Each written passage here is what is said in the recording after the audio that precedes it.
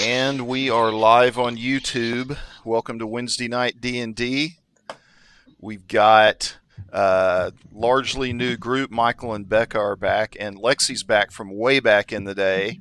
And we're joined now by Jake and Brett with our new party. We're going to let everybody introduce their characters. I did stream when we broadcast about 3 weeks ago with some of these characters, but I didn't leave the game up because we had so many technical problems. It just was not going to be. It did not make for gripping video at all. There's also a problem with my video and Brett's video tonight, so you'll get to look at Yoda and the XSplit Broadcaster logo instead of the two of us. So, with all of that said, we are going to start playing the Sunless Citadel here in a minute. But before we do that, we're going to cycle through Becca, then Lexi, then Michael, then Jake, then Brett, and have each of you tell us a little bit about your character. Becca, you are first. Okay, well, my character is a woodland gnome wizard named Sugarcane. She's just really sweet and fun, and a little bit of her backstory, which I only halfway have figured out, is that she lived in the forest, and one day I haven't decided who yet. I was thinking dwarves, but I don't want there to be I hate Michael's character. So I don't know, but some group starts to just pillage all this stuff in the forest and cuts down trees, and obviously she doesn't like that, so she's kind of on a quest to figure out how to keep them out without having to hurt them. Violence is her last resort. And you said wizard. I think it's druid. Druid? Yeah. Oh. Yeah. Yeah, you're right. I'm sorry. That's all right. I don't even know my own character. And so, anything else you want to tell us about Sugarcane? I wasn't sure you were finished. That's all. Oh no, yeah, but I'm done. Yeah. Okay, Lexi. Cool. Okay, so my character is a tiefling monk named Glory.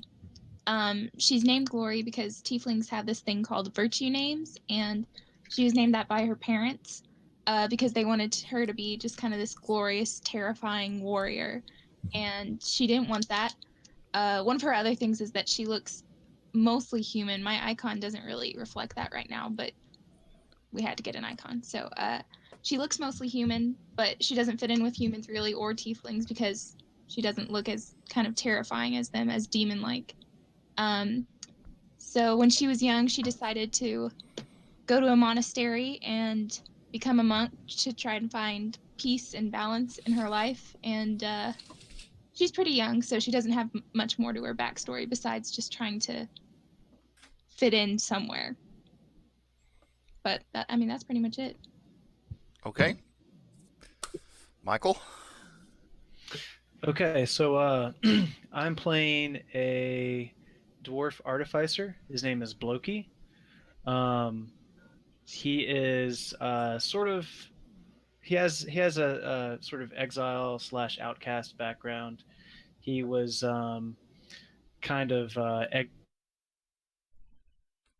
dwarven hold after he was experimenting with magical inventions which no one in his clan really appreciated, and B, he learned some magical tricks from a group of deep gnomes that ended up killing several of his clanmates, and so he was exiled.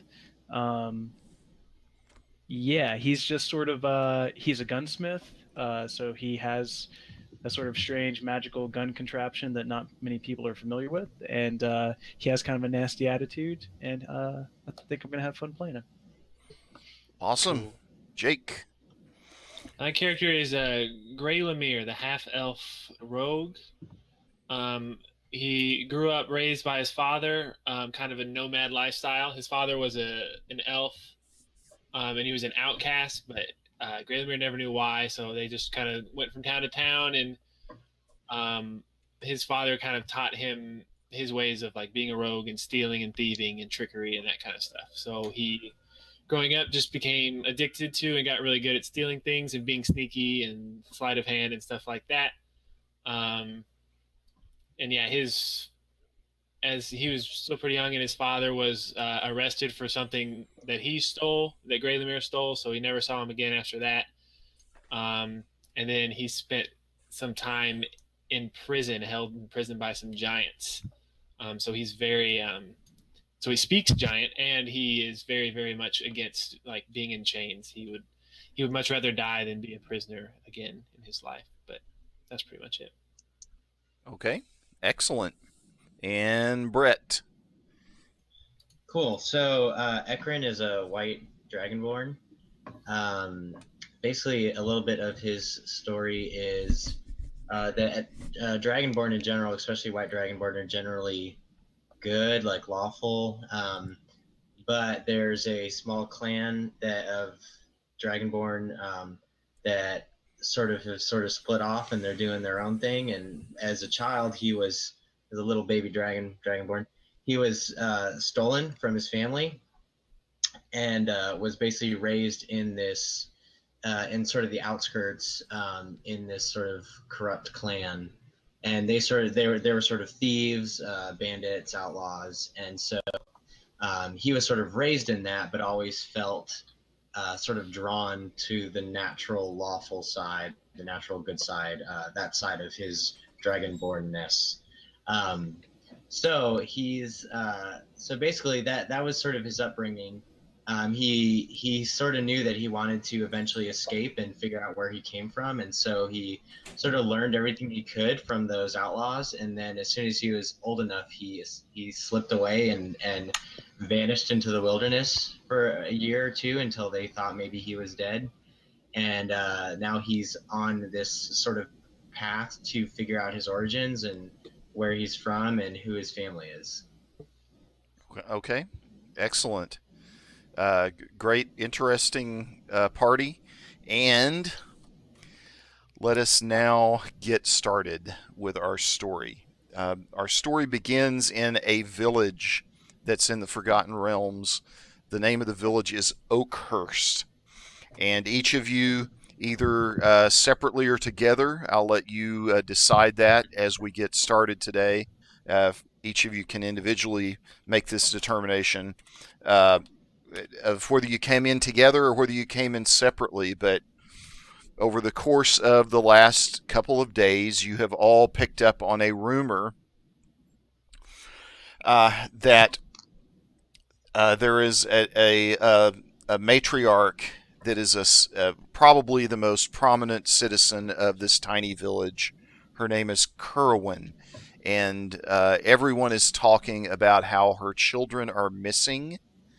She has 2 missing children, and she is looking for a group of adventurers that's willing to go out and find them. And she, in some way or another, she's learned about each of you, and she has summoned you to her store in the middle of the morning on a bright summer morning that's approaching the summer solstice.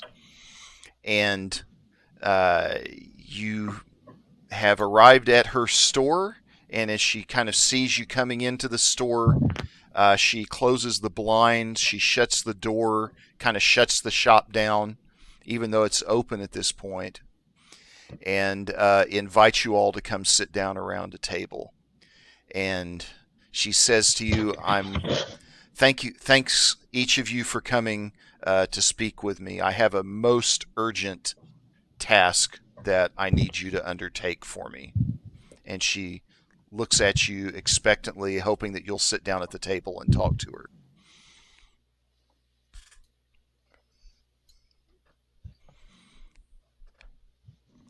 So we need to decide if we already know each other or not.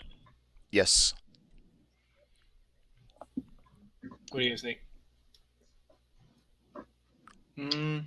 What if we did it kind of like how it is in real life? Like me and Blokey and Glory all know each other, and then Erkin and Lemire are like the new guys. If that would- That but seems like as good a system as any. I'm okay with that. Yeah, I'm good with that. Sure. Cool. Okay. So she looks at you and she says, please have a seat. So Okay. I'll look at the rest of the adventurers kind of one by one and go ahead and have a seat at the table without saying anything. Yeah, I'm kind of hovering at the doorway, waiting to. I'm not quite doing anything yet. I'm just kind of watching and observing. Okay. Loki approaches the table, but kind of like a student when the teacher is trying to quiet down the class is still sort of muttering to Glory and Sugarcane about some strange little mechanism that he just put together last night, and he's like, and it has like levers, and there's a little gear inside that turns this way, and then I believe if I put the arcane supplement inside, that it may be able to power itself automatically. It just goes on and on and on as he sits down. Kane is just looking at you with like unfocused, crossed eyes. I'll be acting like I'm listening to Blokey, but really I'm just trying to get a read on the other two guys we don't know. And I'll sit down.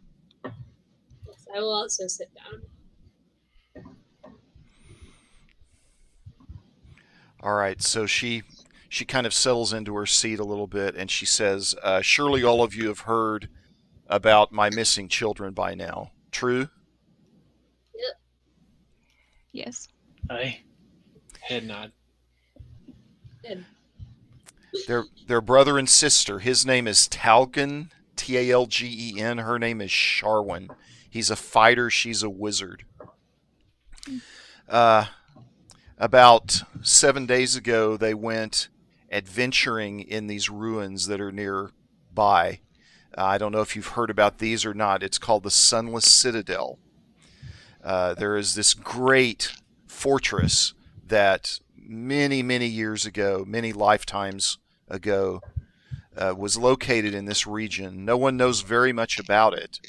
It's very mysterious, but somehow or another, when it went into its demise, it actually sank into the ground. And thus it has this name. People don't venture into it very much. There's been a lot of very nasty and dark rumors about it that have circulated. But they wanted to go and explore and find out what's in it, and now they haven't returned. And I'm quite worried about them. How old are they? They're both out of their teenage years. They're young adults. Seems like they should be able to handle themselves. I was just about to say the same thing. Are they capable, this fighter and wizard? She says as capable as most adventurers that I've seen come through here before. And they weren't alone. They had other people that were with them as well. Did they tell you what they were looking for specifically? They had just heard rumors that there was activity and that there were treasures in there and that maybe there was a dark presence as well. And so they were, like many of the other adventurers in there, looking for some coin, but also looking to see if there was any good they could do, anything that we needed to be protected from here in the village that's a threat.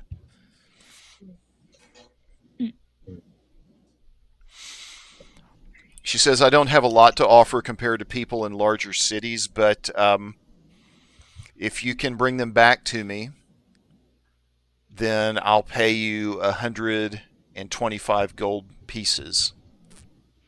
And that applies even if you, and I hope this isn't the case, she says, but if my dear children have died somehow in the Citadel, if you can bring them back to me, or at very least bring back their signet rings. And she holds up her hand and shows you a signet ring on her hand. They have rings that are identical to this one. And if you can bring those back to me at a bare minimum, I will pay the same thing, just for knowledge of what their fate has been. Can I Is see his what the ring looks total- like from where I'm sitting? Yes, you can all get a good look at it. It looks like a family. More well-to-do families can have crests and signets and things of that nature, and this is just kind of a large ring that has some kind of an ornate design that looks like vines on it, and that has a letter in the center of it, an H for, I guess, for the family surname, which is Hugh Creel. Are they human? Did I miss that? Yes, they're both human. Okay. So I look at Kerwin and I say, "You said 125." Yes, 125, she says. Is that total or for each of us? And she kind of looks back at you like it kind of pains her to have to negotiate for a price to get her children back. But she says, that's for each one of you. Each of you will get 125 gold. I'm gonna flash Gray Lemire a little bit of a dirty look for that comment. Yeah, me too. Yeah, I kind of kick at the one of the legs of his chair. So I'll smirk and look over at my fellow adventurers and just kind of shrug. Bloki looks to Gray Lemire and just goes, "Rrr." And I pull out a little piece of parchment with graphite and I start writing down some numbers. She says, if either of you can bring them back, she says, I tell you what, if you can bring either of them back safely, I'll double the reward. You'll get 250 apiece. Well, you don't have to do that. Bloki says, "Shh, if we don't talk, you keep getting better."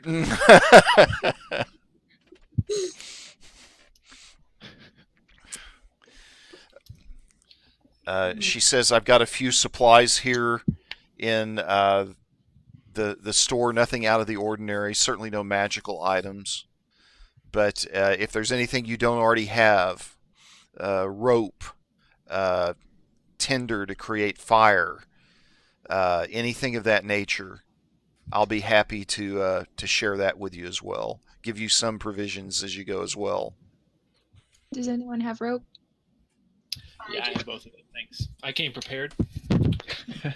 And really looking around, if you've got an explorer's backpack, if anybody's got one, you don't really see a lot that can help you. She doesn't have any. Looking around, she doesn't seem to have anything really out of the ordinary in here. Okay. Okay. Does she have like pickaxes or anything that could be used for digging?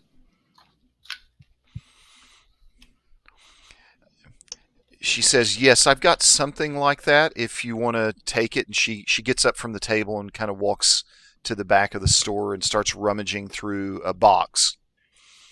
And finally manages to pull out a pickaxe that looks maybe gently used, but not even rusty, just a few scratches on it.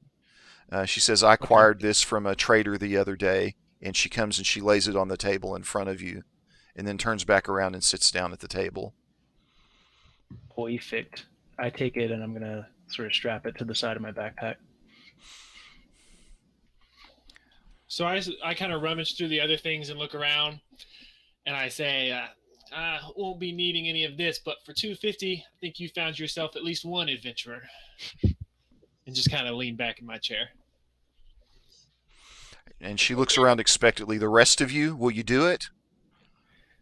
I'll do it. Then give her like a smile. Like an Loki. right. Bloki looks over to Sugarcane, not surprised by the immediate acceptance of the mission. Says, well, I guess I would have done it for 125. It's a fair price. I live in the forest. I don't need money. Well, I'll say I'm happy to help, and I'll flash a terrifying fanged smile.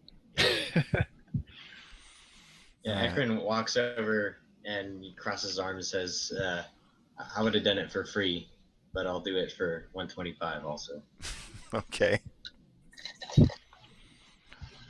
Good. She says, please don't waste any time. Please go as soon as you possibly can. I'm very, very worried about my children.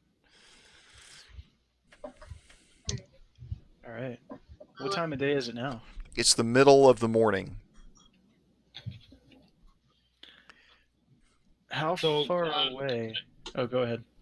I was just gonna say, can I ask Kerwin if there's anyone else that could probably give us information before we go that would be useful? Anyone else we could talk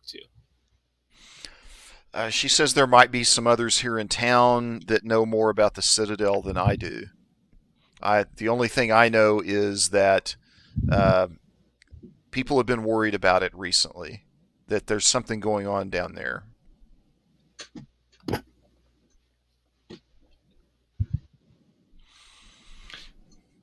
I've never been one to pay much attention to rumors, she says.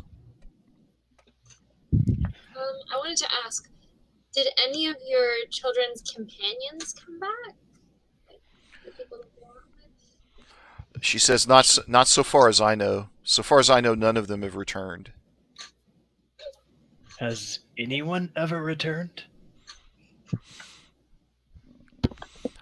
She says, occasionally we have people come through, adventurers like yourselves, that ask about it. I assume they may have gone and explored it in the past, but it's probably been at least a year or two since anyone's been down there, before my children went.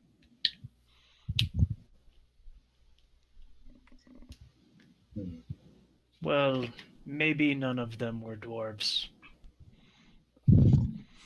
Maybe, she says.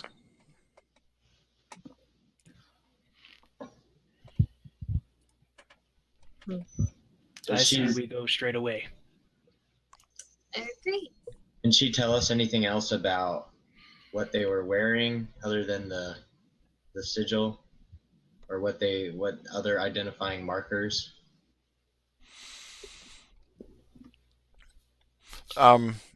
She says, yes, Talgrin is a taller, very stout person. You'll notice that he has the same kind of wavy hair like I do.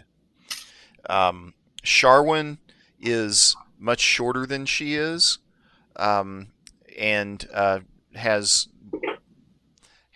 golden hair, much more like her late father, blue eyes.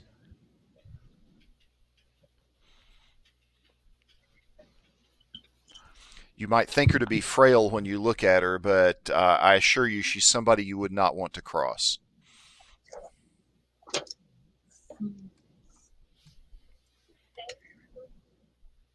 Is that all the questions that we have for them?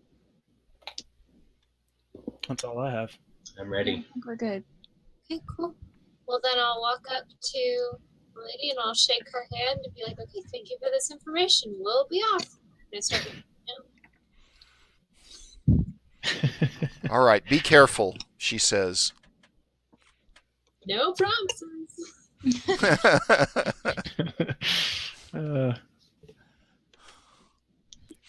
As we leave, I'll say, yeah, Dragon Boy, if you don't want your share, I'll be glad to have it. I shake my head at Gray Lemire and I tell him I've been around enough thieves and I'm not too interested in being around another one, so he should just watch his back. Ooh. Ouch. That makes me laugh, and I give him a little, pat on the chest as we walk out.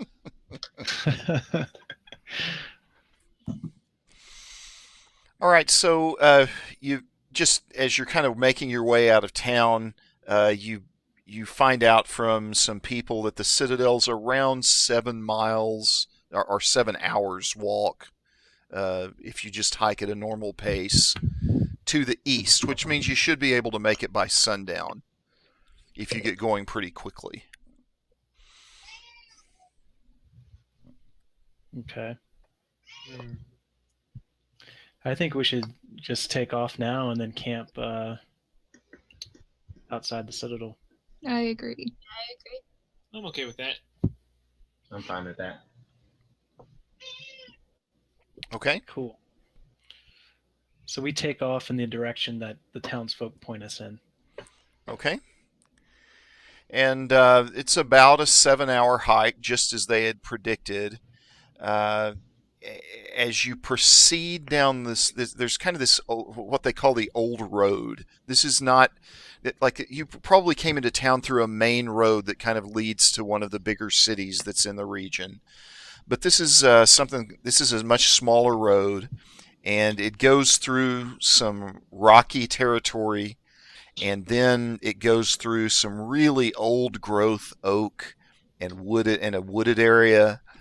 And there's a couple of abandoned farms that look long abandoned, and soil that doesn't look like it's very good anymore, to either side of the road beside you. But eventually you get to a point where the road comes right up next to, it's just to the east of this very narrow ravine. And you can just see it as you get closer and closer to it. The sun, it's late afternoon sun now, but as you get closer and closer to it, you can see this giant ravine that just stretches out in front of you. Darkness down in the bottom of it. And it keeps getting kind of working its way closer and closer to the road the more you journey down the road. And after a couple of hours, after 7-8 hours, and after spending about 20 minutes by this road, you eventually come to a point where the ravine more or less meets the road. It more or less touches the road. And here you see a couple of pillars from down inside the ravine, these ruins that have kind of collapsed, and they're leaning up against the edge of the ravine. And you can see down, mostly darkness, but it's what looks like ruins that descend down into the darkness below you. Also, as you look around here, you see that someone has tied a rope to one of the pillars that's leaning on the side of the ravine, and the rope leads downward into the ravine.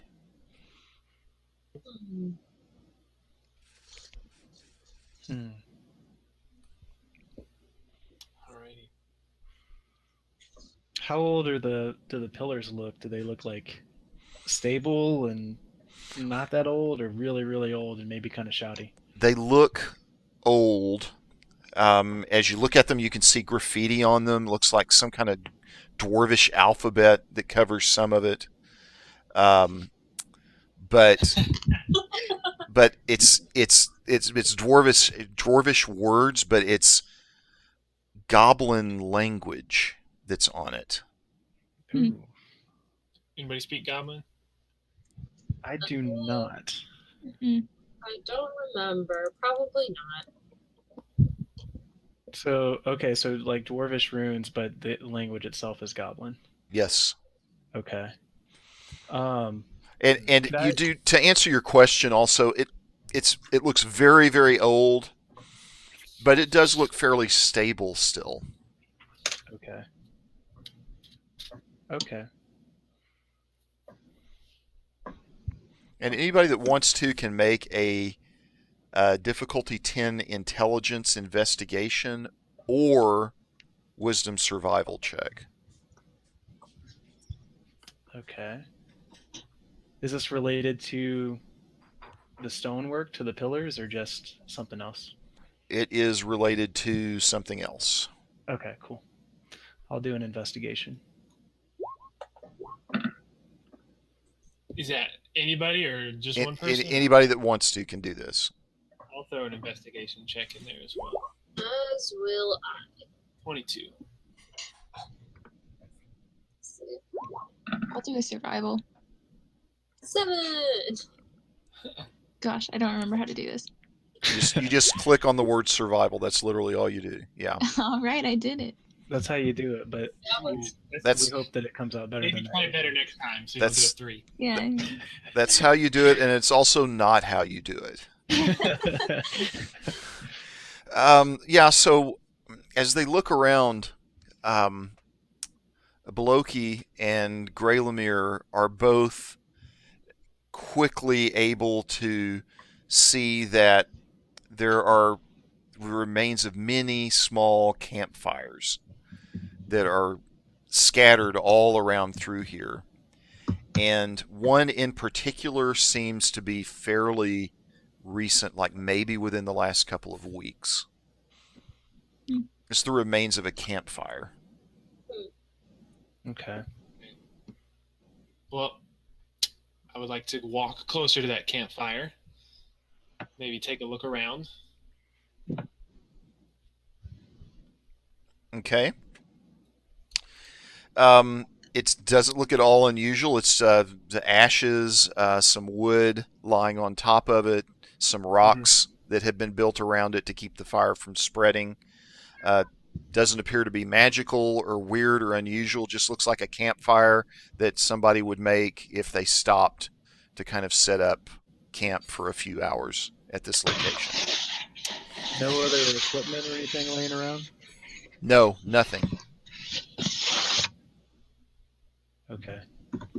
I'm going to go over and Blokey's going to give a couple of little tugs on the rope that's hanging off the pillar. Okay. See if it's set well, tied well. Yeah, just go ahead and make a survival check. Okay.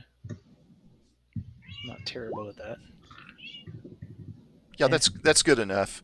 You feel pretty confident that this rope is securely tied. I look back to the rest of the group and say, well, who wants to go first? Wait, isn't it nighttime? The sun is going down right now. Oh. That's a good point. Maybe we should set up camp. It looks like this is a popular place for camping out. I say, and look here, someone's already built a fire pit for us. How convenient. All right. So you're gonna. Brett just texted me and said he lost connection. I don't know. Let's see here. Said he's resetting the router. Okay. Oh yeah, his video's gone. Yeah. So while he's doing that, we'll go ahead. You gonna go ahead and camp for the night? How do you want to set up your camp?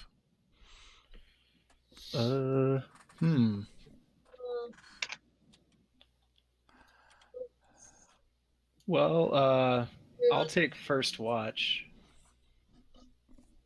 If that's okay with everybody else. I'm gonna tell Blokey to keep a close eye on Lemierre and Ekron, because I don't trust him yet. Mostly Lemierre. All right. Cool. I'll say, Blokey, let me know when you need a break. And I'll say I'll take the next watch. Don't let him take it.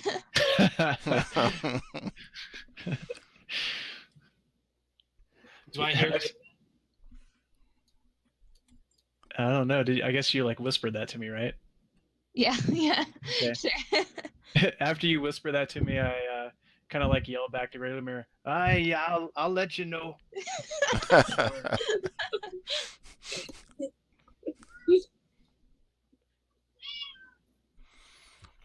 All right, so you all settle in for the night around the campfire, setting up watches in the manner that you just described. During the course of the night, you hear what sounds like in the woods and in the forest that are around you. You hear things that sound like rustling, shuffling, and rustling, and tree branches that seem to be bending in odd-looking ways. But in the end, in the morning, that's all that's observed by those that are on watch. No one comes to talk to you. Nothing attacks you. The sun comes up without any other kinds of events. You said the tree branches were moving abnormally? That's what you seem to have observed as you looked over. Like the wind kind of bends them and they go back and forth, and that looks pretty normal. But every once in a while, it doesn't look like there's wind, and yet somehow they still seem to be moving just a little bit. You feel like you can detect movement, even though there's no real reason for the trees to be moving. Could I go up to one of these trees and maybe see if one of them is sentient? Is that a thing in the D&D universe? Sentient trees? Yeah, it can be. I can pop one with an arrow and find out real quick. No. Loki doesn't mention it to anybody. He just assumes it was the mushrooms he ate before bed. You're gonna be on first watch. Yeah, I think I'm with Sugarcane. In the morning, I want to go over to the trees and check them out. Just kind of look at them, observe them. Okay. Like a nature check. Okay. Yeah. Let's go ahead and do a nature intelligence check. All right.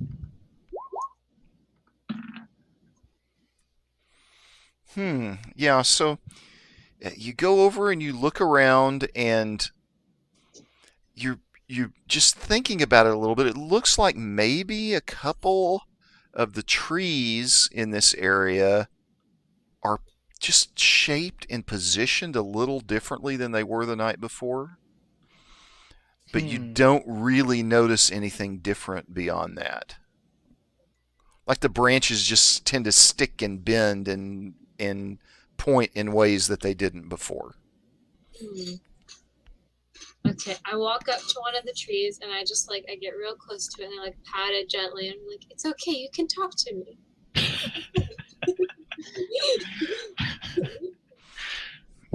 All right, so Sugarcane is off in the woods talking to the trees.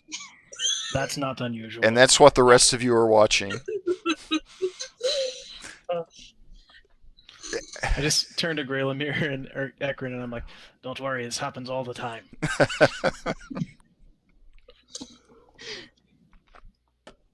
But Sugarcane gets no reply from the trees. They just sit there like trees do. Go back, just like the sad, Charlie Brown,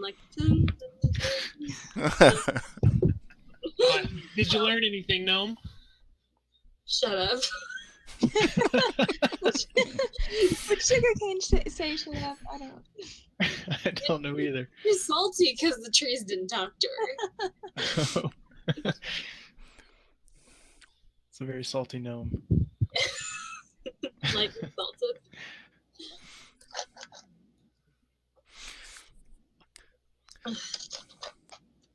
So the rope is still waiting there in front of you. So, the rope. Who wants to head down and who wants to stay up here with the creepy trees?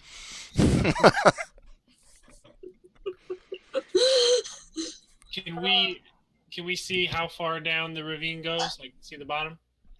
You cannot see the bottom. It disappears into darkness. But Even with dark vision? But you can, no, not even with dark vision. Dark vision usually only helps you out to about 30 feet or something like that. It doesn't work really with distance. It works when you're in the dark. Yeah.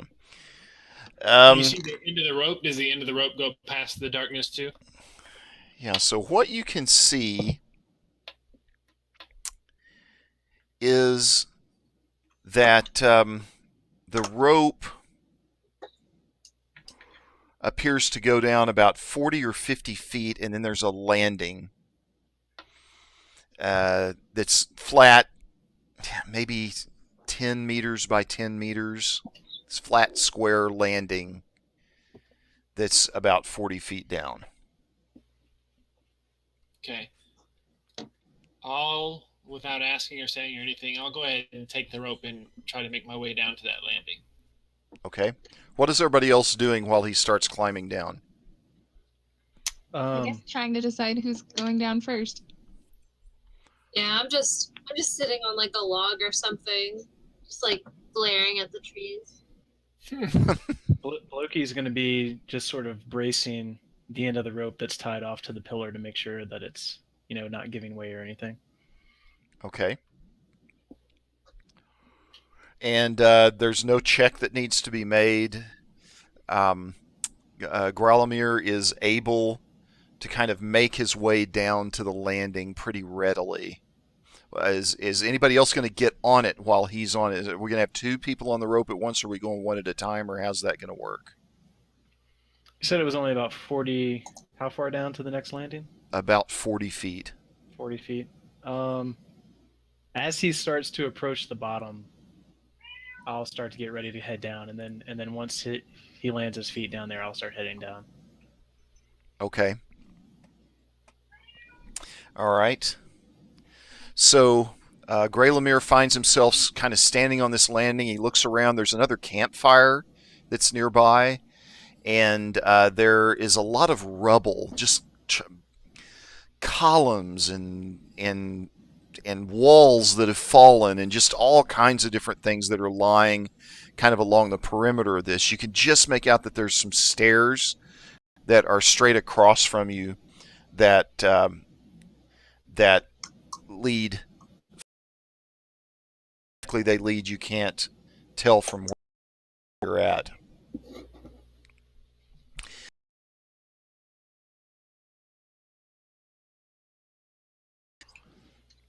Where is this shifting happening? It's kind of happening over in this direction right here. Okay. So is Bloki on his way down? Yeah, how far down am I? Beloki at this point is probably about halfway down. Okay.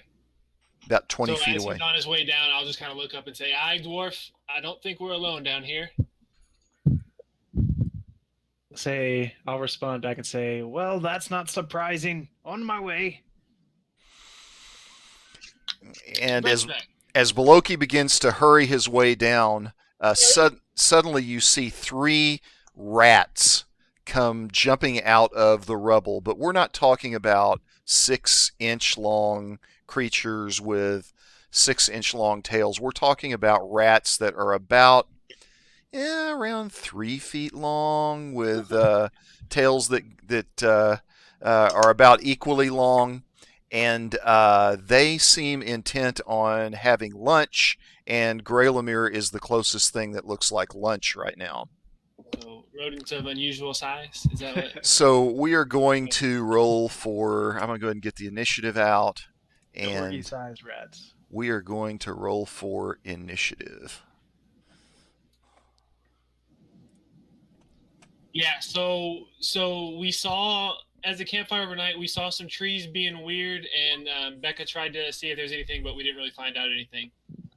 And then I made my way down the rope. Bulky's about halfway down the rope right now, and that's where we're at. These rats just jumped at. So.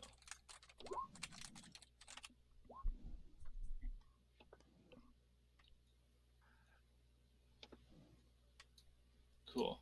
So 19 for initiative. And we've got. Is anybody else having connection problems with Becca? Yeah, I don't see her. And we may in a minute have to switch over to Discord. Yeah. So, did you have your token selected when you rolled initiative? I don't see my token. Oh, I'm sorry. I need to drop the other tokens on there. Oh, okay, that's why. There I am. My handsome face. So I'll roll initiative again. Okay. My food selected. All right, you'll go in front of the rat then. Oh, that one was much worse.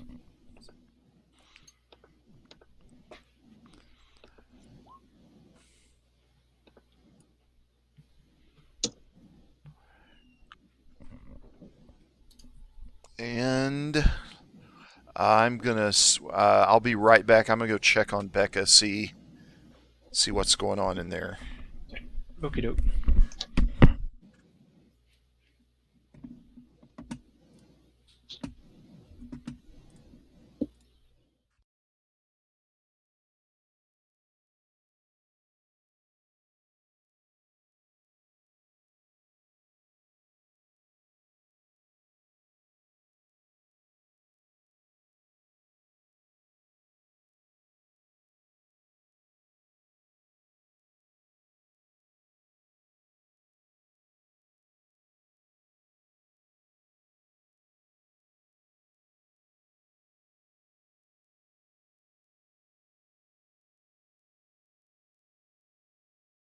Yeah,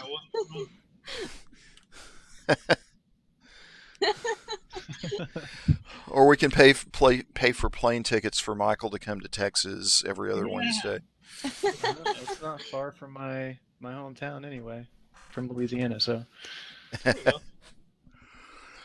Okay, so we got everybody back. Beck, are you there?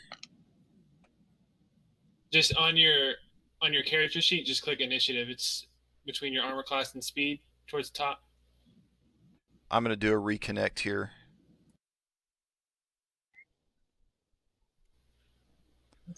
Okay, I think I got everybody back now.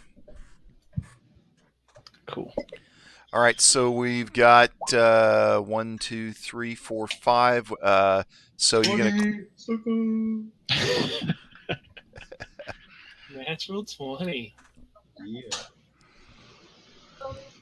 And so now we got Sugarcane still needs to do initiative. Oh yeah, so I'm sorry. I was getting grilled cheese. About to jack some rats. Select your token and roll. Yeah. Then you, yeah. Oh yeah. Okay. Well, have fun. Okay, so Ekron right now is up at the top of the rope. Oh, yeah, you didn't come down the rope yet. Dang. How deep is it? Can I hop down? You say like 40 or 50 feet? Yeah, it's no 40, 50 yards. So did I say feet or yards? I think I said feet. Probably should hop down. No, you can get down there by doing the equivalent of a dash, which is a regular move and then a second one. Right. Which would just take up my turn, basically. Yeah. Okay. Even with me still on the rope? How would he just like swing past Yeah, me? how does that one work? Can I grab him on the way down? Try.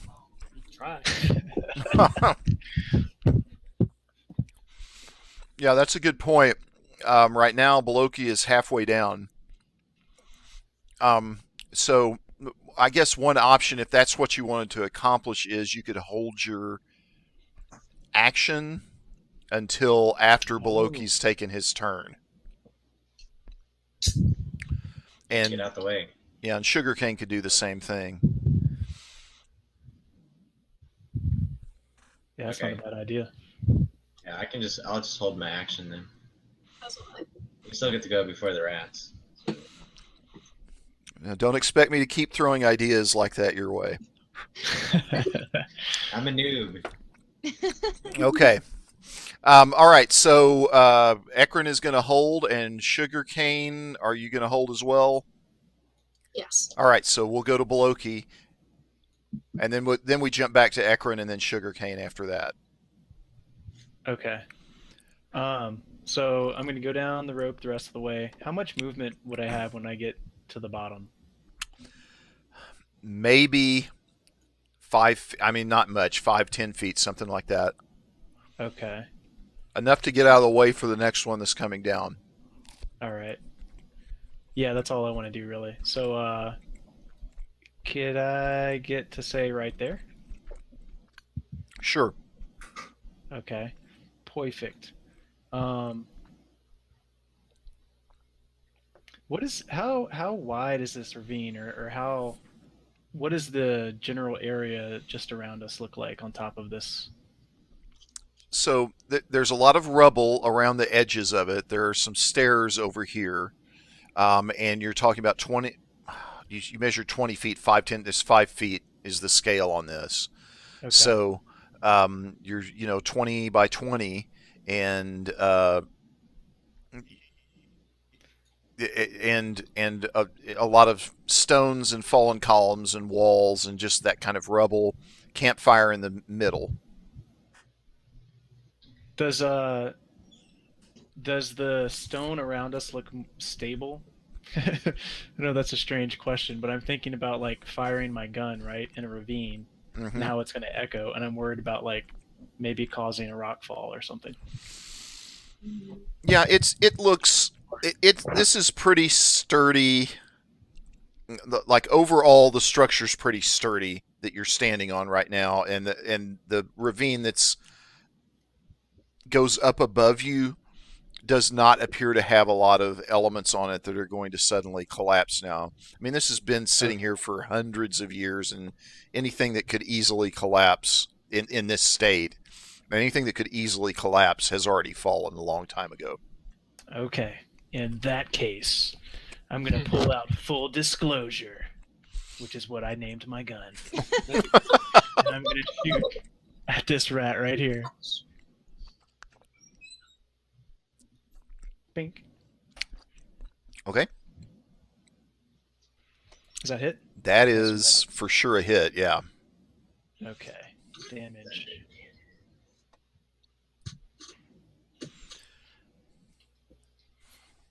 And you guys just see Blokey pull out like this, just looks like this strange steel tube that sort of tapers from the end of the barrel down towards the firing mechanism. And right before he fires it, there's like this little glow, like faint glow of like purplish arcane energy right around the chamber area. And then there's a big crack as he fires the weapon. All right, and this shot just goes straight at it and hits it like straight between the eyes, and it just slumps down onto the ground. Whoop whoop. Nice. Just took it right out. Good shot. And then I'm going to use my bonus action to start reloading. Okay. That's So- the turn. All right, so now we're back to Ekron. So now I can.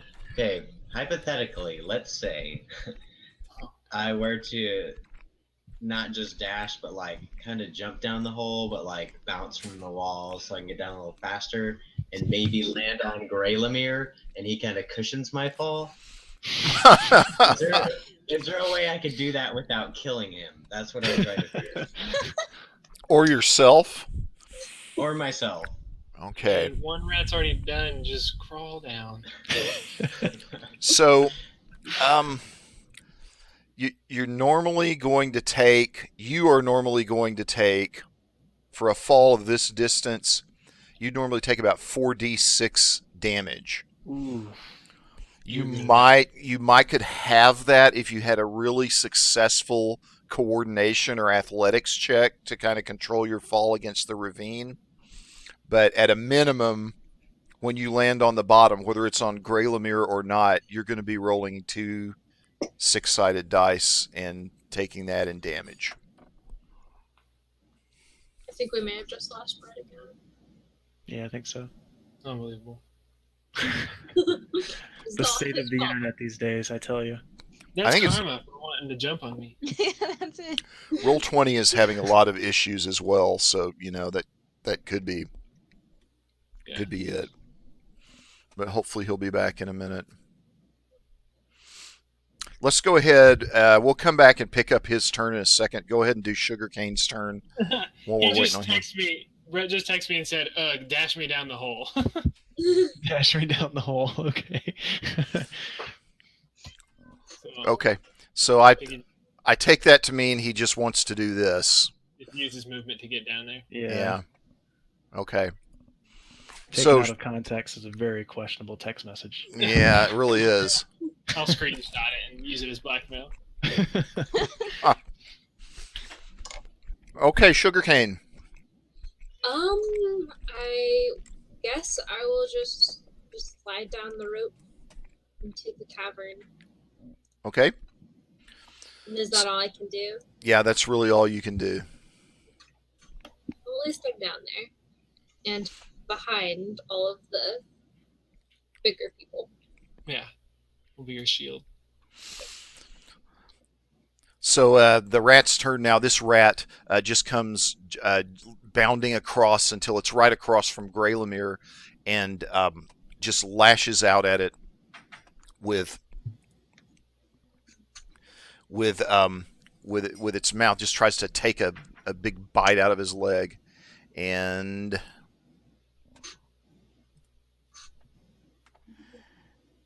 I'm going to guess 20 hits for 6 damage. Ooh. And this one does the same thing, except he's coming right at. He sees his fellow rat fall beside him and focuses it on Gray Lemire, jumps across at him. He's going to do the same thing, just a bite attack against him. Yeah, they hit. So that's only 3, though.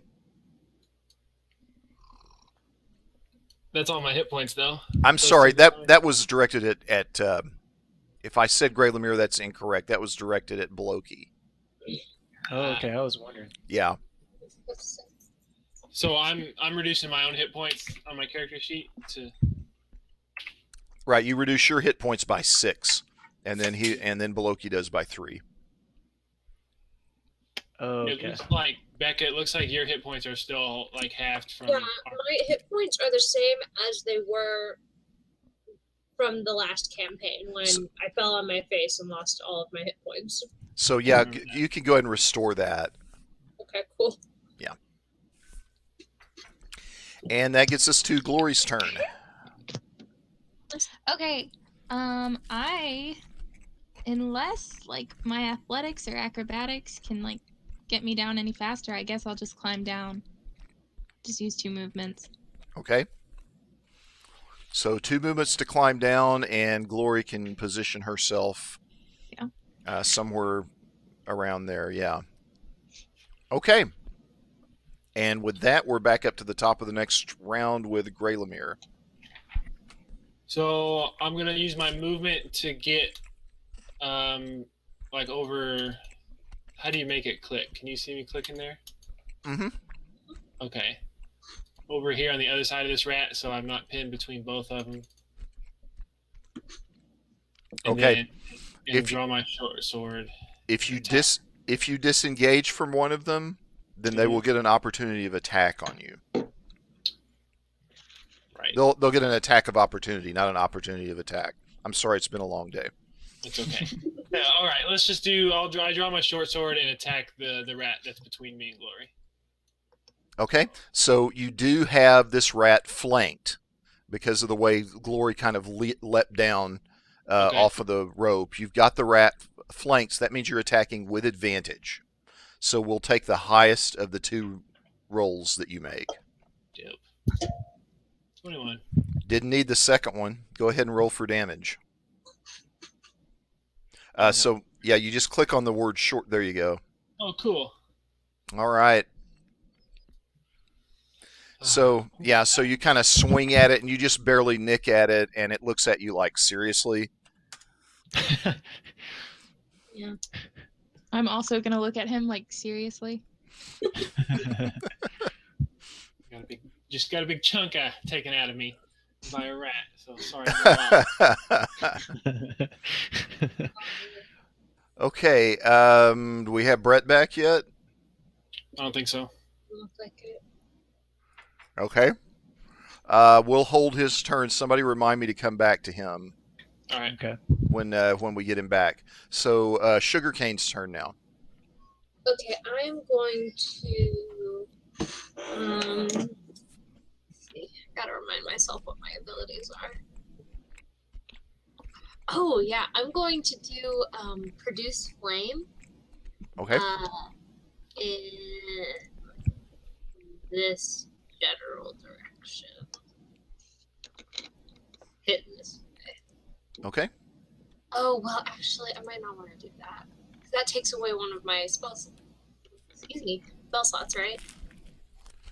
I can't remember. Is Is that it a a cantrip? or a first level spell? It's a personal. I don't think it's a cantrip. I think it's Yeah, it is. I'm looking at your. It's a cantrip. Produce flame is. So you can do that as many times as you want. Oh, cool. Then yes, I will hit this guy. With All right. my produce. Okay. Produce the flame. Oh, nice. Okay, that is a hit. I produced the flame. Sweet. Yeah. So these flames leap off of your hands, and and it's like half of its body is on. Is this a fire damage? Yes. Okay. Is there anything on the ability that talks about ongoing fire damage after that? I doubt there is, but I don't think so. all right. So it just kind of singes it all around, and but it doesn't catch on fire or anything like that. But it burns some of its hair away, so it's like half hair and half exposed flesh now. All right, Blokey. Okay. I think since this rat is right next to me, I can't really shoot it without getting disadvantage on the attack. I think that's the case with ranged attacks. So, I'm gonna pull out the old hand axe from my belt and just take a swing at it. Okay. Here we go. The one that well, that, of course, that's the only one you're engaged with, and that's that right is a miss. Shoot. Y'all, I'm gonna die. Shoot. I don't think there's anything else I can do at this level, unfortunately. Yeah, I can't do anything else, so that's my turn. Okay. Brett, are you back yet? No, he says he's trying to figure out the problem. So it's something with his internet in Florida. Okay. Oh, Florida's fault. Is he having a connectivity issue, or do you know? Yeah, I think it's on his end though. Okay. All right. So this rat here that got singed by sugarcane, it's going to turn around and kind of give sugarcane the evil eye, and then kind of bite at her. But here he can like bite at her arm because she's so close to the ground. It's like almost at eye level with her to begin with. So here we go. I bet that misses an 8. Your armor class is higher than 8, isn't it? Yes. Okay. So that one misses. And then this rat here is going to attack Gray Lemire again.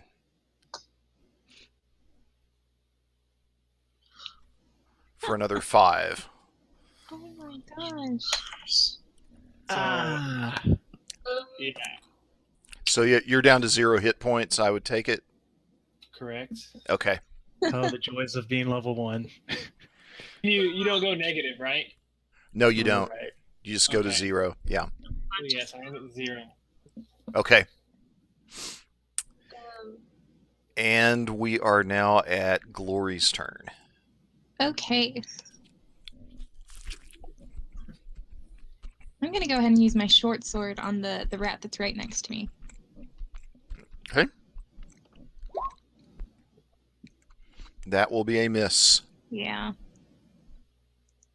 Okay, can I do that and the martial arts? Yeah. You get a free martial art attack now Okay. if you want to use it, If only I were awake. and that is a hit. Great. nice. Or bludgeoning. So you swing with a short sword and it misses, but you just kind of follow around after that with a roundhouse kick and just pop it right in the head. Nice. And it recoils a little bit and then looks back at you and eyes you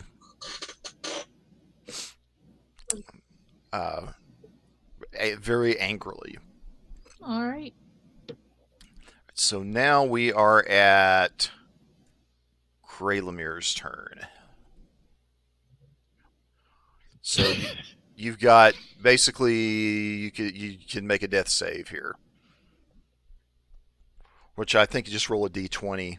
I don't know if there's a specific way to do that. You may just have to. Yeah. Yep, So you that's the pass way your to do death it. save. So you go ahead and click off 1 for successful death save. Resilient. Yeah. All right. And so Ekron, for whatever reason, is still not in the fight. I assume you're not out there yet, Brett, are you? No, he's not. Okay, so we'll move on to Sugarcane's turn. There's left. I'm imagining the Dragonborn just standing there, like soulless eyes and like drool hanging out of his mouth. He had some of those mushrooms you were talking about. Right, yeah, had a little bit of a stronger reaction. Okay, I'm going to use Produce Flame again on the same rat as last time. Okay. Nice. All right, go ahead and roll damage. Oh, 7. Oh my All right, and you all will get to have barbecue rat for dinner or for breakfast Alright. because that rat is barbecued now. It's just kind of a burned, singed corpse lying on the ground in front of you. cool. I was gonna use Animal Friendship, but I knew that wasn't gonna go anywhere, and I didn't want to waste my spell slot. I'm not friendly with you. All right, Blokey's turn. All right, I'm gonna step over the singed rat. And Okay. run over here to the other edge, Okay. and then I'm gonna like pull out full disclosure and kind of line up my shot. And Blokey like looks at the rat and then looks over at Grey Lemire and realizes they made like the most classic newbie mistake ever and left town without buying any potions. And I'm gonna take my shot. And oh, that is a miss. Ah, dang it! I had a feeling. Shoot. Okay. So Blokey just curses under his breath and reloads his gun. Okay. So this rat, which is kind of wheeled on Glory and is looking at her angrily, is now going to attempt to kind of jump up and just kind of grab her in its mouth at her midsection.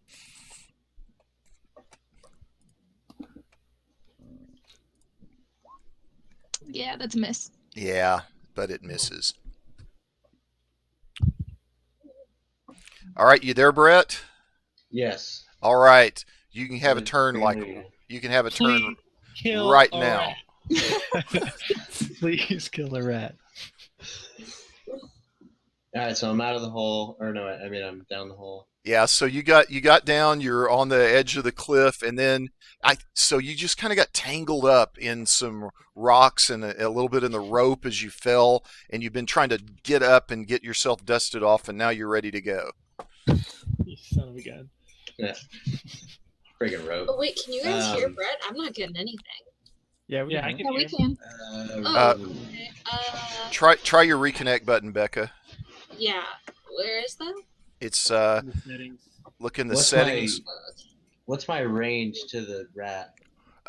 You're about 10 feet away. Okay. Oh, there we go. Okay, so I want to. Grey Lemire, are you like dead? Yeah. He's unconscious. I'm unconscious. Yeah. Okay, so should I? He's covered in rat bites. Do I need to kill him, or do I need to go to town on this rat? I want you to kill it. I'm no metagaming. Do what you want to do. Well, I'm gonna go to town on the rat then.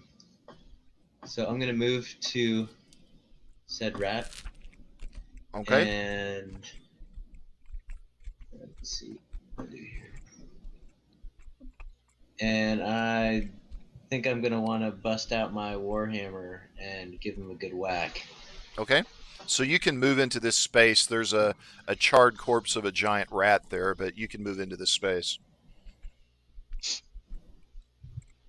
Get out of my way, rat. Okay. Okay, let me roll here.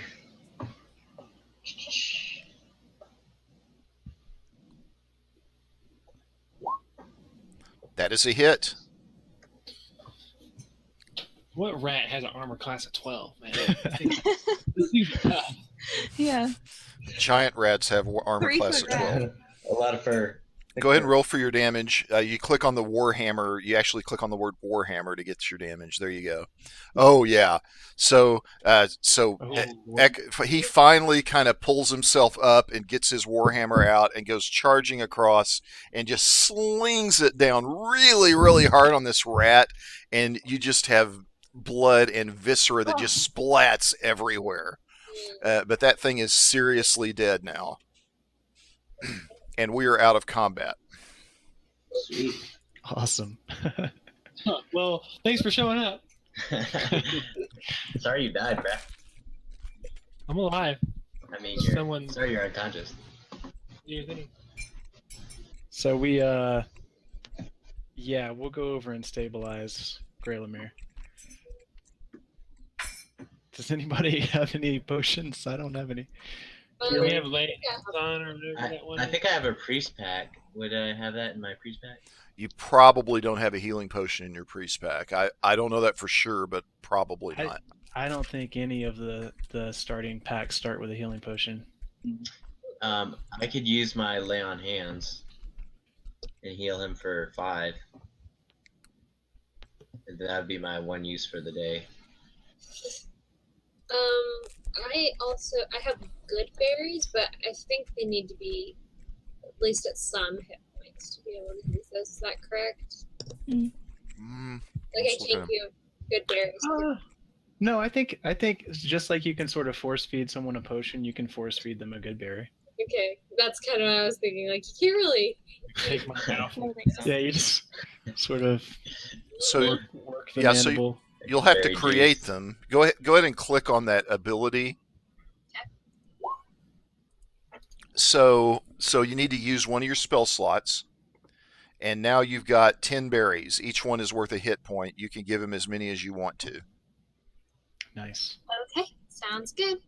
How much is one berry gonna heal? One berry heals 1 point. 1 hit point per berry. Okay, if nobody else, I'll set like 2 aside for Bloki, and then I'll give him the other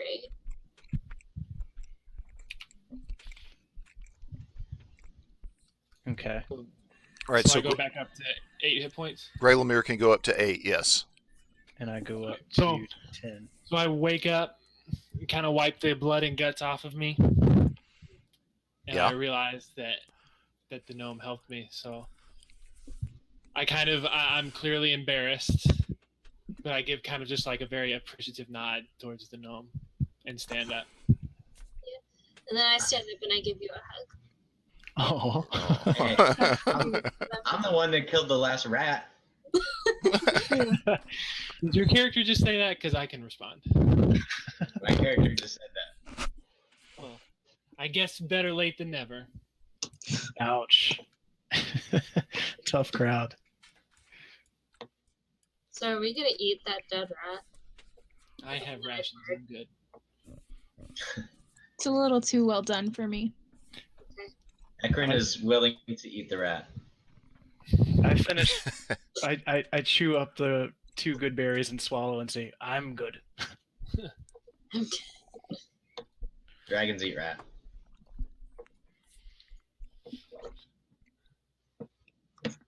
All right. All right, so what next?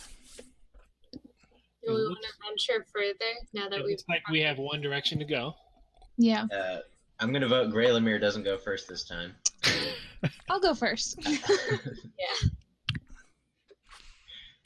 So we're gonna. Is it dark down here? Can we see? I I mean, don't most of us have dark vision, I believe, but Yeah, you can see it's clearly descending down into the dark. You can't really see what this leads to. There's a single set of stairs that with multiple landings that just goes down and down and down. okay. I'm happy to follow. as am I. Yep. Okay. Let's head down. All right. So Glory gets down to this second landing right here, And these stairs are about 5 feet wide, not terribly wide. They're carved pretty roughly into the ground. It's not hard to get down them, uh, but you really wouldn't want to get in a fight while you're on these stairs because that you lose your balance and you could fall a really really long way. But as you get to area 2, you can begin to just make out below you what looks like the remains of this giant fortress, this giant ancient fortress. That you can see windows, you can see towers that are broken and leaning, and some that are still sitting up. Everything is just dead quiet now too. Like all of the noise from the road and the things that would have been up above you there, that's all gone now. And you just see this massive, shadowy fortress that's below you, stretching out across the entire ravine. Can I do a history check to see if I recognize maybe like the style of the stonework or who might have made it? Yeah, you can do that. You can do a history check. Cool. Ooh. So, wow, that's bad. I do have stone cunning, so that would actually, in this case, add double my. On the scale, but you've seen runes that look a lot like this from some kind of empire or something that inhabited this area hundreds of years ago. You've seen that before. And the other thing that you notice about it is this is just much larger than anything that you've seen before. Hmm.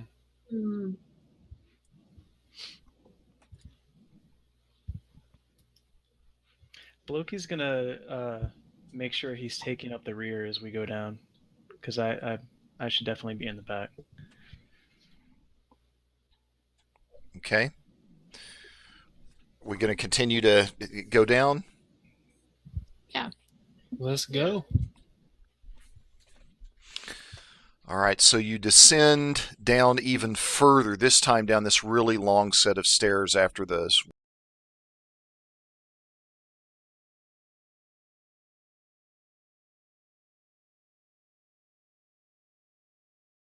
What would be the 1, 2, third landing.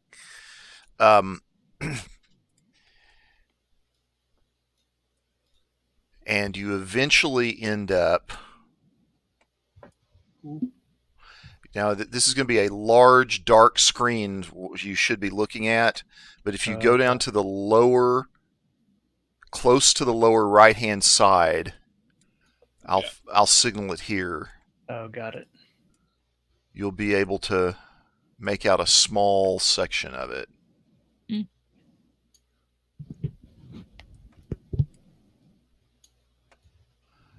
And you land here. There's rubble that just surrounds the castle everywhere. It looks very, very treacherous to cross. But you also see a small set of stairs that leads up through a door.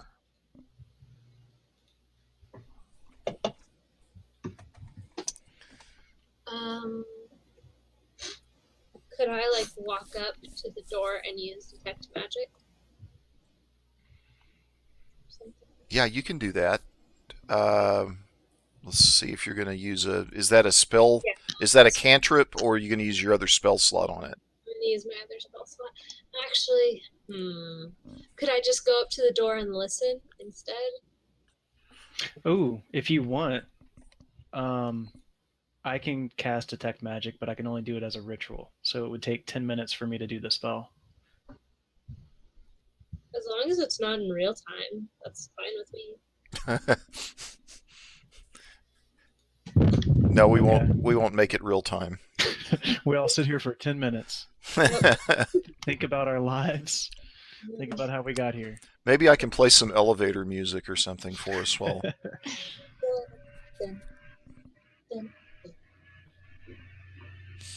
Okay, so I'll go ahead and detect magic. So this detects up to 30 feet. And I'll perform the ritual sort of near the door. okay. So you don't get any indication that there's anything magical within 30 feet of you. Okay. Who wants to go in first? I would love to, but that didn't go well last time. Ekron can go in first because I've got my shield and stuff. So if stuff goes down, at least I can take a hit. Maybe this will make up for the fight with the rats. That I won. You're welcome. Can anyone not see in the dark? Should we light a torch? I also have a hooded lantern. Oh, that might be good. Who doesn't have dark vision? I'm thinking maybe everybody does. Everybody has dark vision? I don't think Ekron does. I don't think Dragonborn do. Oh, okay. Brett, I thought Dragonborn do. Yeah, Brett, do you have dark vision? I think I do. I think last time we figured that out. Yeah, I remember that. Something happened. Yeah. I'm gonna look up that real quick. Yeah, I don't see it in here. Unless it's coming from something else. Yeah, I do not see dark vision for Dragonborn. So maybe I should not have gone first, is what you're trying to say. Well, Yep. you light a torch or light Here, the I lantern have- that Lemire has.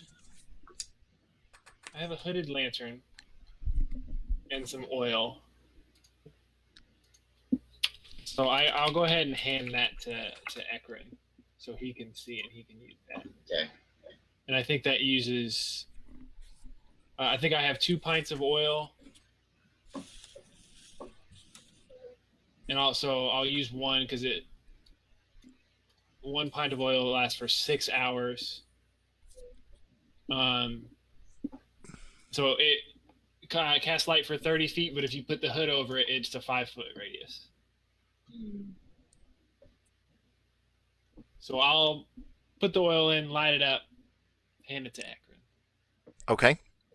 With the hood over it, so he's not putting out a signal light for us. Good idea. Sweet. Okay, so Ekron is going to move into the doorway, open the door, and you can immediately see what appears to be an empty room. There's some stones and some rubble over the course of the room, but you don't really see much of anything except what looks like a door right here. And then let me reveal a little bit more for you. There's kind of a circular wall at the other end of it. Maybe there's some battlements, and this may lead into one of them, kind of a tower.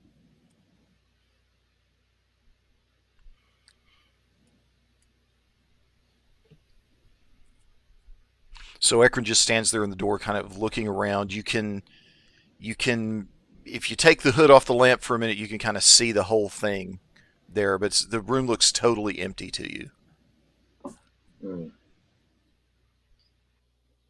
Cool. So Okay, I'm gonna creep forward a little bit. Brett, is your screen still freezing up and stuff? A little bit. It's kind of coming in and out. Yeah. Can you can't move your token? Hold on. Let me try. Let's see. Wait. You're doing something. I mean, I can see everybody's video. I just can't see the. I just can't see my token or anything. Can you see your token now? Nope. No, I don't even see the map. Are you zoomed out enough? Your internet's the worst. Hold on. Let me just. Is it just a black screen for you?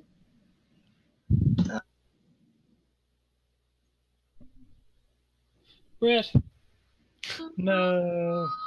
Oh. Okay. I would like to take back my hooded lantern. Okay. So could I produce flame to like kind of make a small flame like in my hand, and I could use it like as a light source? Would that be possible? So I can only hear you right now, think Matt. so, I can't yeah. hear anyone else. You can't hear anybody but me? Yeah. Okay, I'm so trying to reconnect. Oh, yeah, try your I can't hear Brett. Yeah, we try your can't hear him. I can hear him. So this is a Roll20 issue here. Yeah, it's Let's go to Discord. Yeah, well, I'm going to give you a link to Discord here. I think I have the Discord app, so I think I still have the Okay. server still. So we gotta disconnect from Roll20 voice and audio. Yeah, Roll20. Get it Yeah. together. We'll go ahead and do total disconnect on Roll20.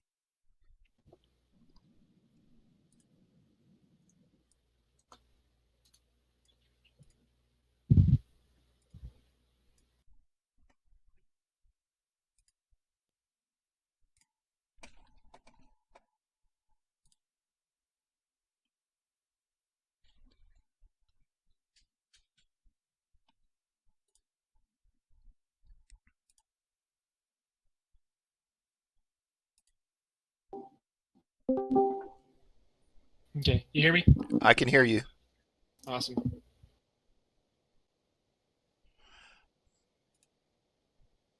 Let me see if I can get the link to this channel. Put it in chat just in case somebody can't find it. Hear me? Yep. Yes. Yep. Can you guys hear me? Yep. Yes. Cool. It actually sounds clearer in Discord. Like I It can really does. Yeah, it does. Yeah. hear what you're saying. Okay, so we so far we got 4 out of 6. Lexi. Does Lexi have the link? Yes, probably not. Here, I will.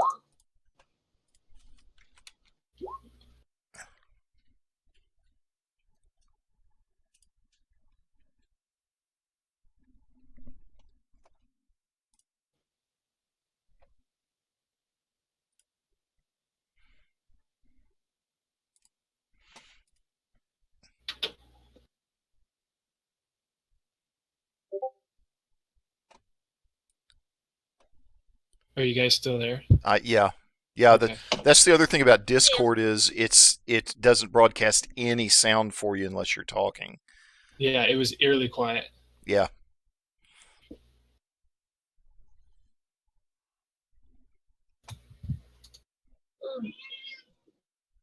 Oh my goodness. My cat is angry because I haven't fed her yet.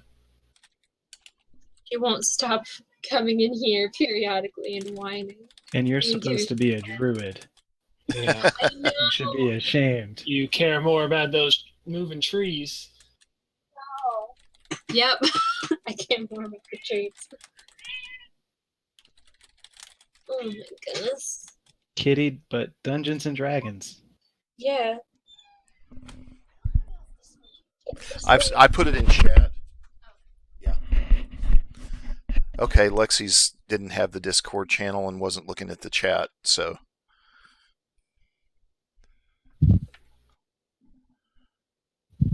But I can see her, she's on, so.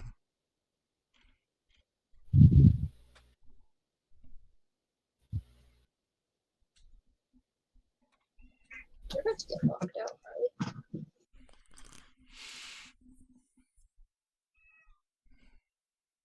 I'm going to step away for a second. I'll be right back. Okay.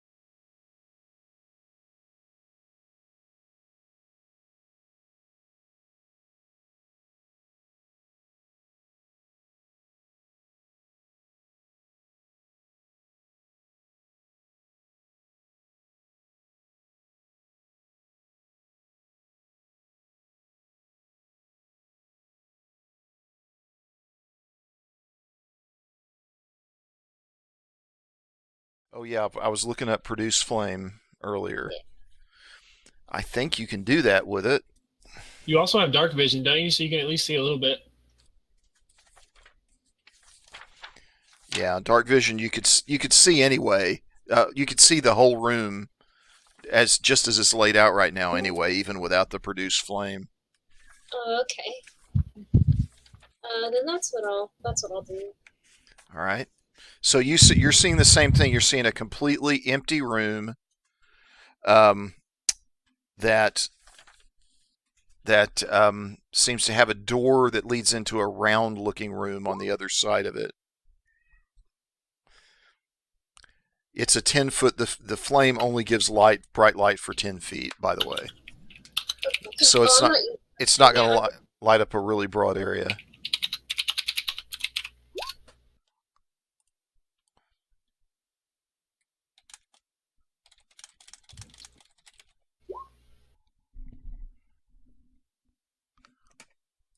Brett, if you can hear us, it shows that you're on Discord, but you got like a muted button next to you. Yeah. Oh. There you go. Yeah. Okay. Yeah. So if you scroll I around, see it now. yeah. So can There we go. you move your token? Yeah, I'm trying to that part on the map. Oh, okay. There we go. Yes. Get over there. Okay. So now Ekron and Sugarcane are both standing in that doorway, looking around. Empty room, some rocks, rubble. That's about all you can see. So I'll come up behind him and just kind of do go on. I'll hit him in the shin with my tail, but I'll walk forward a little bit more. Okay. All right. So I want Ekron to. I want Ekron. I want Ekron to make a wisdom perception check. Sorry about that. Okay. At least he didn't say wisdom saving throw. Yeah. No spells. Wisdom. So do I click wisdom or do I click Perception. Click perception. That might get you a proficiency bonus. Yeah. Yes. So Ekron gets to this part of the floor that just all of a sudden completely gives out from underneath him. Uh-oh. And he tumbles down in front of him. Well, not tumble. Make a dexterity check.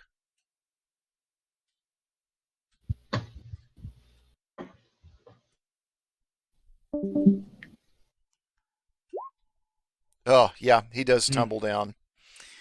And lands, and Ekron ends up landing in the bottom. There's this pit that's about this wide where the floor just totally gives way, and he ends up landing down in the bottom of it. He only falls about 10 feet. Go ahead and roll for 1d6 falling damage.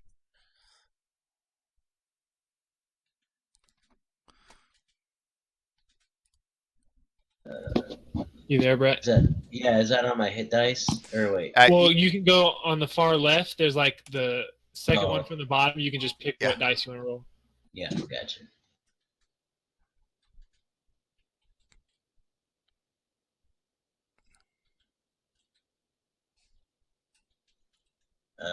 It's not doing anything when I click roll.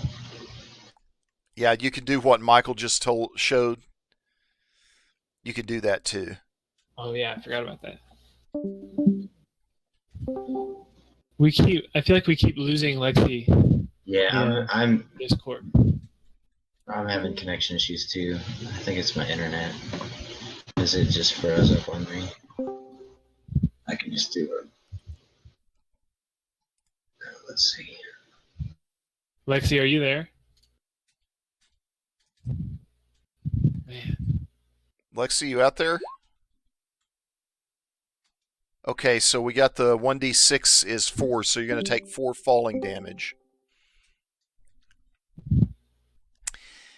And then as you're kind of sitting there brushing yourself off, trying to get yourself up, you suddenly notice, I'm going to go ahead and move you as well over into the pit. You suddenly notice also in the bottom of the pit is another one of these giant rats.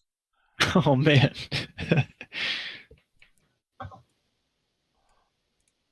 Do I hear the sound of the floor falling? Yeah, everybody can hear the sound of the floor falling. Can we do stuff, or are we about to roll initiative? You are about to roll initiative. Okay. Loki would run in as soon as he hears the collapse, all wide-eyed.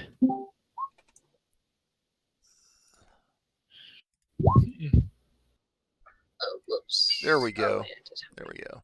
I was having trouble getting that rat to show up. There we go. Ah, stupid rat.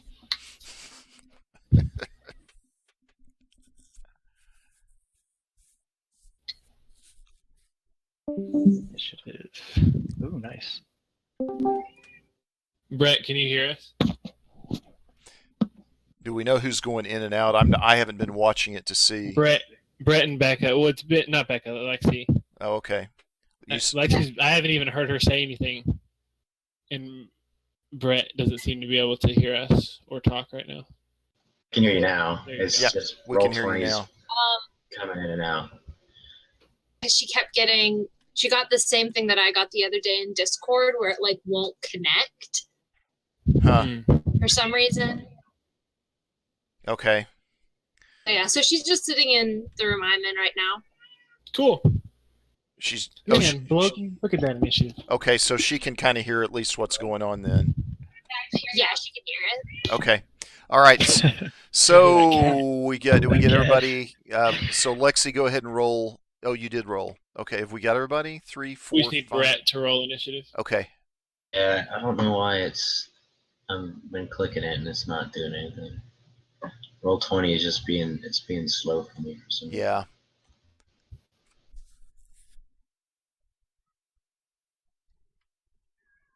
Let's see here. You want me to go ahead and do it for you here? Yeah, that's fine. It's just not. I'm clicking it and it's not doing anything. Okay. All right. So Bloki's turn is first. Right. All right. So I'm going to go ahead and are these squares 5 feet? Yes. All right. I'm going to run in right here to the edge and see the hole in the floor and say, "This place should be condemned." And look down into the hole. And how deep is the hole? 10 feet. I'm just going to take a shot right over your head, Ekron. Sorry. Hope we don't have a That's fine. critical miss. Hope we don't have a critical miss, yeah. So here we go. Yeah, so that's a hit. Yeah, so the rat is poisoned in the corner. It's poised in the corner. It's getting ready to strike at Ekron. Ekron's kind of looking up at it like, oh, here we go again. And just before it gets ready to leap, Bloki just hits it right in the stomach, and it just falls back dead. Oh man, I wanted a Hey. shot. Got it. And Well we, done. Nice. And we are back out of combat now. Just going to look down in the hole with a big toothy grin on my face and just reach an arm down towards Ekron. I'm gonna nod my thanks at Loki and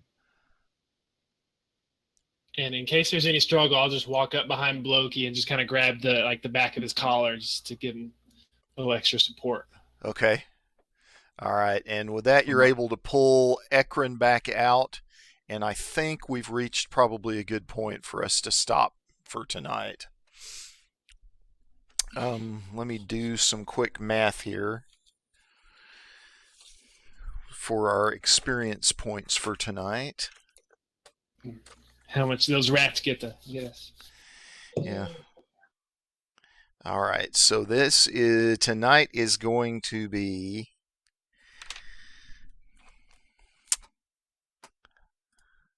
How much XP do we get for wrestling with Roll20? yeah. tonight is going to be 100 XP apiece. Cool.